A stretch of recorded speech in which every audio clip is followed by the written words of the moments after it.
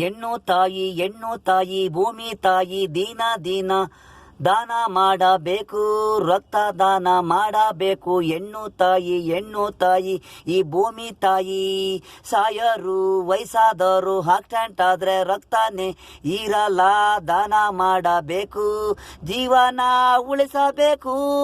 ಈ ಲೋಕದಲ್ಲಿ ಸಾಧನೆ ಏನಿದೆ, ಇಂಪಾರ್ಟೆಂಟು ಪ್ರಾಣ ಉಳಿಸಬೇಕು.